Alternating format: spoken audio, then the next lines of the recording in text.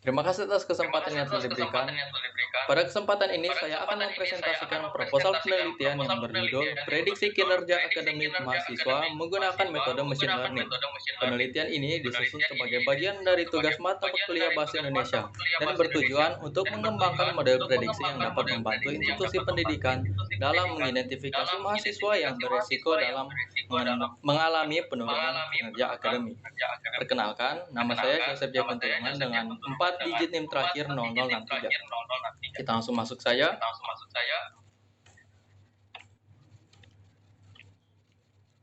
Maaf, ada sedikit gangguan.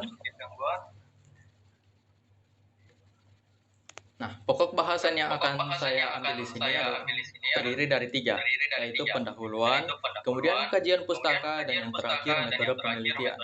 Kita langsung masuk saja kepada bagian pendahuluan.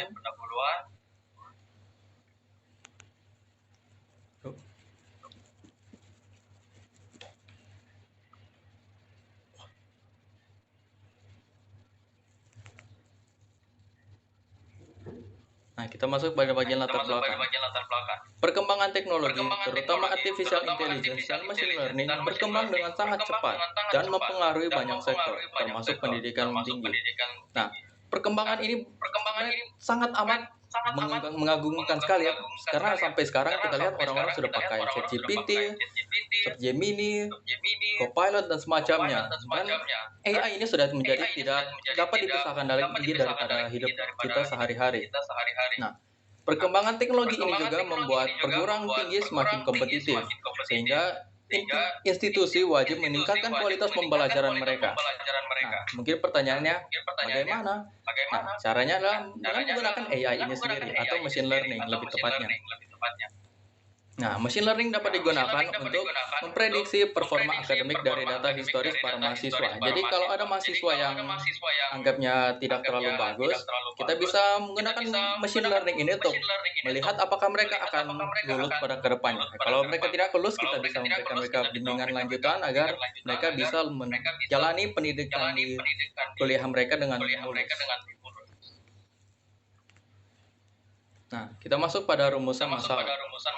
Rumusan masalah yang saya ambil dari sini terdapat dari 3, yaitu cara membangun model machine learning untuk memprediksi kinerja mahasiswa, yang kedua, menentukan model machine learning, dan yang ketiga, mengetahui faktor penting yang mempengaruhi hasil prediksi. Nah, dari ketiga rumusan masalah ini, terciptalah 3 tujuan penelitian juga, yaitu membangun model machine learning prediksi kinerja akademik, membandingkan ketiga algoritma yaitu random forest, XGBoost, dan baseline model, dan yang terakhir, mengidentifikasi faktor apa yang paling mempengaruhi prediksi. Nah, semoga penelitian ini dapat memberikan wawasan tentang potensi machine learning dan membantu perguruan tinggi mengidentifikasi mahasiswa berisiko serta menjadi bahan referensi penelitian lanjutan. Nah, kita masuk pada bagian yang selanjutnya, kajian pustaka. Nah, machine learning bekerja dengan melihat pola, kemudian memprediksi hasil dari pola yang telah yang telah kita input kepada mesin tersebut. Mereka akan mencari-cari hubungan dari A dengan B, dan jika salah mereka akan mencoba terus hingga mereka dapat memprediksi hasil tersebut. Intinya mirip seperti manusia belajar. Nah, ada 3 teknik dalam pelatihan machine learning. Yang pertama adalah unsupervised learning, kemudian ada supervised learning, dan yang terakhir ada reinforcement learning. Nah, ada juga ketiga algoritma machine learning yang menjadi fokus di penelitian ini, yaitu ada random forest, XGBoost, dan baseline model. Nah, faktor-faktor yang dapat mempengaruhi prediksi. Yang pertama adalah IPK. Ini sudah pasti ada yang paling penting, karena ya jika IPK-nya rendah, pasti karirnya di masa depan tidak akan terlalu bagus dan bahkan mungkin tidak akan lulus dari kuliah. Nah, sebaliknya jika IPK-nya tinggi, ya bisa dibilang memiliki kemungkinan tinggi untuk mendapati potensi akademik yang baik dan karir yang baik juga di masa depan.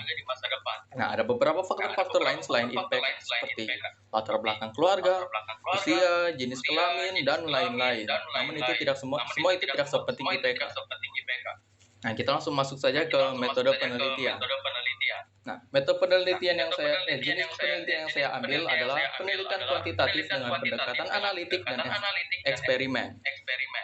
Nah, langkah-langkahnya terdiri dari 6, yaitu pertama, pengumpulan dan pembersihan data, kemudian pra-pemrosesan data, ketiga, pembuatan model baseline, keempat, pelatihan model random forest dan XGBoost, kelima, evaluasi menggunakan akurasi, F1 score dan ROC, dan yang keenam, interpretasi hasil.